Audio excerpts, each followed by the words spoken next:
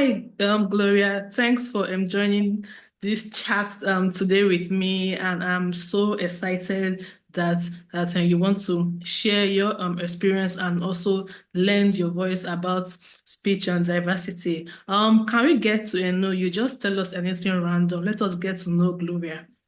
Okay. Hi, my name is it is Gloria. I am t 25 years old. I am from Atlanta. I'm currently pursuing my master's in social work. And I love to listen to music and sing. So yeah. You love singing. That's nice. Do you stutter when you sing? No. Same with me. I don't too. Like it's so I don't know, but I don't just stutter. Right? All right. Can you now share how being a person who stutter has shaped your professional life also? Okay, for starters, I'll kind of backtrack on maybe like a couple years ago. I began my bachelor's. So I always thought I wanted to work in the medical field. But as I kind of progressed, I kind of came to the realization that I was like, who wants to have a nurse that can't say their name? And that was like a big factor as to kind of why I changed majors. But now I feel like my speech, it does like impact me every like once in a while, but I think I'm at a point where I don't really allow it to affect and control kind of like what I want to like pursue in terms of like my career. So yeah. Yeah, that is the goal. Like I am always say tell people that stutter away. You don't need to try to max your stuttering because it is stressful, it is mind draining, it is Mhm. I cannot explain, like it is so stressful, and then we have a whole lot in life, and then we should not add this to something that is going to deter us from achieving our goal. Thank Yeah. you very much for Mhm. sharing your professional experience and Yeah.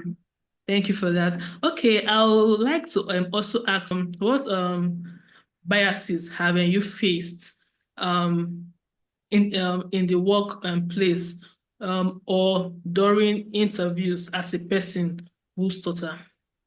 Yeah. Um, I feel like I have been pretty lucky in the sense that I haven't really received like a lot of negative biases. The only like main one that I would say are like people who don't really know me or who are like beginning to know me. They kind of just assume that I'm very shy or that I'm quiet just because I'm not gonna be there just yapping away. So honestly, that's mainly it. Like I said, I've been pretty lucky to have had positive experiences with that. So I am glad that you are one of the people that have that has positive experiences in during interviews. For me, my interviews are like right now. I would say that my stuttering, it is like to a 5. Interviews, it is going to like 10,000 times worse. Like I keep repeating every word, syllable, every single thing. And I have like a list of things that I always send them to the interviewers. Like I always let them know that I am a person who stutters, so that if the time can be extended, because most times I feel the times are like very short for me, because I am going to spend more time talking. So can you extend your time? Can I also put off my camera, because for me um it helps me to relax and speak better when my camera is not off. It's off. So Yeah. our experiences really differ, but like we have similarities here and Mhm. there. But Yeah. thanks, thanks for Mhm. sharing that. And how do you now navigate workplace interactions, like meetings, presentation, networking? Mhm. Um, Honestly, I am very overt, like when it comes to my stutter. So, I like to just tell people at the very beginning. I just tell them, hey, like just so you know, I am a person who stutters, and like you might hear me pause, repeat, prolong, Yeah. but that's pretty much it. I feel like everyone that I've worked with thus far at any of my jobs has known that I stutter, and feel like most of the time, once I kind of become comfortable with them, it becomes like less moderate and becomes very mild. So like for example, at my current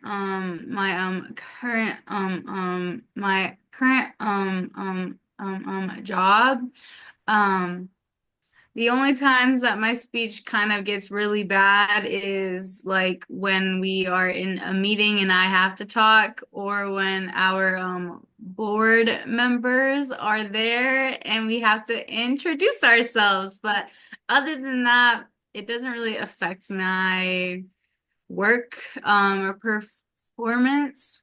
I try not to let it affect that. So, yeah. Yeah, that is the goal. Like it doesn't need to affect your everyday life. It should just be.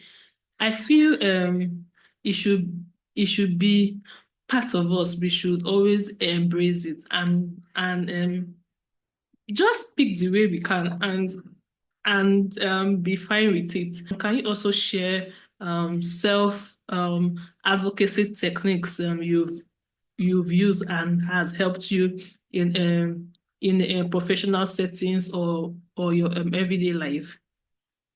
Sure. Like I said, I'm very like open about the fact that I have a stutter. So I just tell them like, hey, by the way, I stutter. So like, and then I just kind of explain like what you might expect. I do that a lot when I'm on calls with callers at my job. The other day I actually had to translate for a Spanish speaking caller, and I also told her, I was like, hey, listen, like I have a speech impediment, but on top of that, like it makes my Spanish 10 times worse. So like you're just gonna have to be patient. But she was fine. She was patient and she just waited it out and we got all the info that we needed and that was pretty good.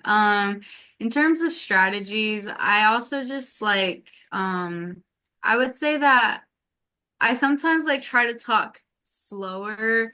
I find myself not trying to rush at times, but sometimes I'm so like concentrated on how I'm talking that I have to like remind myself like, hey, it's okay. Like they are going to wait and be patient, and if they don't want to, they're gonna end the call. So that's just that. That is an awesome strategy, and I feel we we should be talking about it often because I know that younger ones they might be trying to to navigate stuttering as a whole, and then by the time they start hearing people like us talking about it daily, they would understand and they know how to embrace it and they know how to stutter away. Because at the end of the day, we are not hurting anybody. We are just living, and then this is the way we know how to live. So we should not feel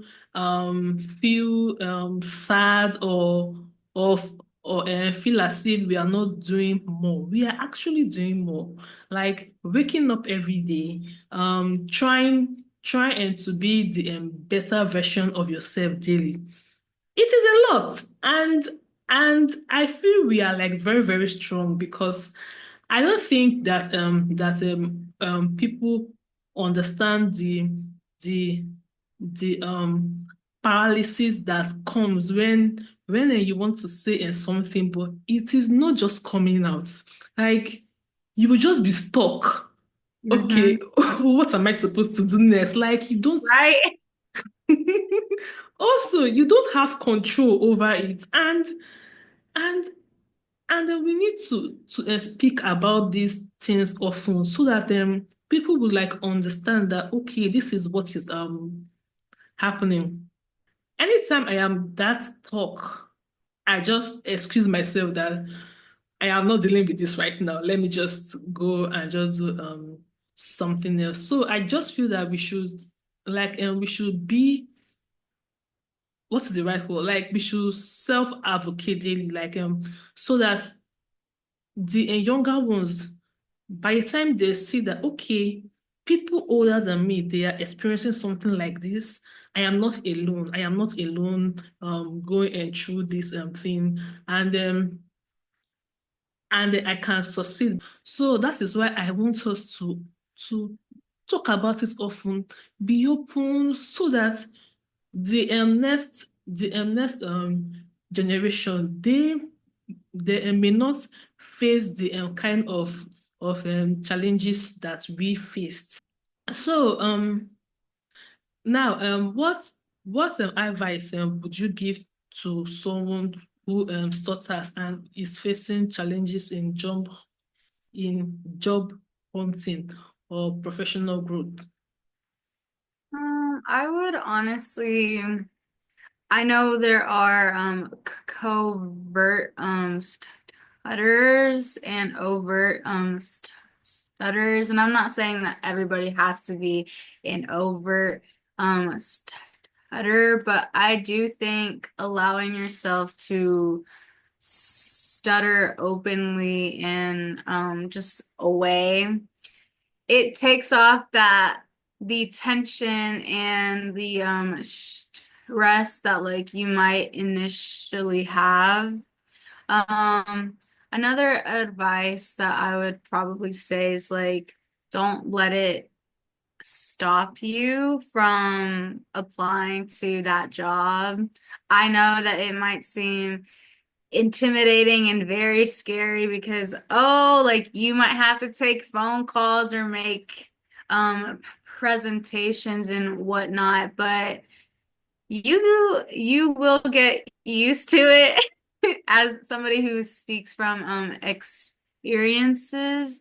Um and there was something else that popped up, but I don't remember now. It But happens. anyway, Yeah, thank you for that. Just to reiterate, like we yeah. should stutter away. That is my anthem. Stutter away. You don't need to max it. Although I believe that every day we should strive to be the better version of ourselves. But while at it, please stutter away. You don't have to feel stressed. Try as much as possible not Yeah. to feel stressed because it is just taking out the joy you're supposed to feel daily, putting stress and anxiety and everything ugly in your Hmm. life. Yeah. So yeah, so one of my goal for in this is like finding ways for people to know how to support us because it is one thing that you know that okay people has a different speech patterns, but how am I supposed to support them? I don't know. So that is why, like, by the time they like watching this or watch any podcasts that are similar to this, I believe that they should be able to know how to support people who stutter. That is my goal. I really hope it works because there needs to be a change. A change. We are high for a change. Yes. Um, okay, so my next question here is, yeah, what changes would you like to see in workplaces and society to create a more inclusive environment for people who stutter? As for society, I would definitely say like the way that the media portrays people who stutter is extremely negative. While I understand to an extent that yes, it can be funny because you're not used to seeing somebody who can't say their name or who messes up all the time. But it's like it's always so negative, and it would be nice to see like a change in portraying it in a more positive light. As for workplaces, I feel like employers should be aware. And I feel like being one's self advocate, that's the change that we can make for other people who stutter. I actually I've had that experience with not necessarily in the workplace, but in the classroom settings. I have had to tell my peers and my professors to, hey, like, I appreciate you wanting to help me out, but I want to be able to have that time to complete what I want to say. Because although you might be saying this, like, you, at the end of the day, you don't know what I'm trying to say. I know what I want to say. And I feel like just giving the people like the opportunity to express themselves openly is very important. So I would say that. Yeah, sometimes when I watch anything like that, I'll be like You did not do your assignments at all. Because assuming you did, you will not actually write this and then publish it out. I have to just listen what I feel because you stutter does not mean you are dumb, like you're not smart. So like everything was just the negative stereotype. It was just amplifying it more, and I just feel that they did not do their assignments, or if that is their own um goal for that particular character. I just feel that it was not really um what's the right word, like I was not really feeling that character because it does not even portray any anyone who stutter. And then also about the about your peers and professors like trying to help you. I'll say um I'll say that it all I feel it all boils down to not understanding how to actually support you, because I feel they are being nice, like, oh, listen, I am want to help this person, but then the help is not coming the right way I want it, because if it's not coming in the right way I want it, it is not actually a help to me because it's not doing anything. So I just feel that we should have more in talks, the professional and societal this level of things, like we should have more talks about support, how Hmm. to support, ways to support. And I like I am just still going back to what I have always said, that my goal, or our goal for this should, in the next 5 years, 10 years, 20 years, we should have a more visible speech diversity support, speech and diversity advocacy, because it is important. It is important to me. It is important to us. It is going to be important to the next generation also. And we should talk about it. It is not something that should be hush hush. No, it should not be hush hush. It should be out there. My next question here is, what are some common misconceptions about speech impediments that is completely untrue? Mm. I would say, based off of what you said, previously, that we aren't intelligent.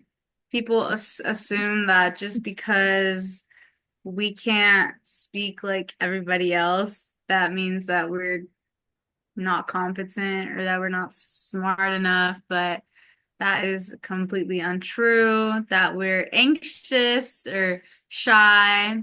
Although we might be to an extent, I am, but that doesn't mean that once I'm comfortable, I'm not going to like be shy to say something. Like, no. So I would definitely say that Yeah, for sure. yeah. We are not shy. We are not Yeah. we are not also a snob, because I might be listen, in a place. I don't want to, like, I don't want to talk to a next in person. Not that I am a snob, but the whole process, it is overwhelming for me. So Mhm. we are not snobs. We don't just have that mental capacity to talk to every single person every time. Like, it is a whole lot. Yeah, So I just it's want to add tiring. that. Exactly. Yeah. I just want to add that. So lastly, we have just 7 minutes more. Um, what is your take about speech impediments being added to the list of disabilities? Um, Now, we should take into considerations people who stutter severely. What is your take on that? I do feel like this is a very touchy subject for people to answer. Me personally, I would say that it is a disability mainly because it does hinder our everyday. Um, I actually had a very severe stutter when mine first came on. As the years have gone by, it's gotten more moderate slash mild, but I know that not everybody kind of has that. But in terms of disabilities, I would also just say like yes, but I would say that it's an invisible one because you might look at me or you and just be like, they're just like your normal average person. But then as soon as I start talking, it's like, whoa, like what is going on there? But at the end of the day, I feel like it just kind of depends on like each individual and how they kind of take it. Although I do, like I said, I say that yes, it is one. I feel like acknowledging it, but not letting it define me and be like the soul, like who I am is just a person who stutters. I'm more than just the way that I talk and the way that I speak. I'm a daughter. I'm a partner. Like there's so much more to a person than their disability, and I feel like that is very important to know too. So, yeah. Yeah, I totally agree with that. We are much more than a person who stutter. We have a whole lot to give, and it will come to the consciousness of of of people that okay, this is something that we should look at. And lastly, what is also your take on some job descriptions that has clear written and verbal communication skills? Are we not supposed to be talking about clear communication skills? Because I feel that having that verbal like it kind of puts me off. Yeah. Like it kind of puts me off. I just feel that we should be advocating more about Mhm. clear communications, clear form of this communication. I can write well. Yeah. They're like other forms that we should embrace. Can you Mhm. share more light on it? Yeah, so although like I do agree with what you said, but I also feel like I said earlier, that shouldn't necessarily like stop you Yeah. from taking the chance. And I also wanted to share two experiences that I had with older professors. I had one. She put her hand on my shoulder and she looked me in the eye, and like I was crying. I was a mess, but she was like, anything you have to say is worth waiting for. And then another professor that I had also told me, she said that like you are an effective communicator. Like just because you don't sound like I do doesn't mean that like you can't be an effective communicator. And I feel like those two experiences have kind of like pushed me to like look past the clear verbal communication, because yes, it might not always be clear, but I always hear from like my co-workers who have seen me kind of like interact with our clients. Like, despite my speech, I have that ability to like genuinely connect with people. And I feel like knowing your strengths besides your speech is important. I don't know. I'm sorry. I Yeah, just went thank on you a whole very much. tangent. Thank you very much for sharing that. Like we are 1 minute away, and I know. the call can just go off anytime soon. But I Yeah. really enjoyed speaking with you, and thank you very much for coming to this podcast and also sharing your experience. And like you actually lend your voice, and it is a gift to me. It is a gift to anyone that is going to watch this, and I cannot really thank you enough. But thank you, thank you, thank you. Yeah. Thank you very much for listening. We love you. Thank you very much. Please support us by liking, subscribing, sharing, and also click on the notification button. Thank you very much. Bye.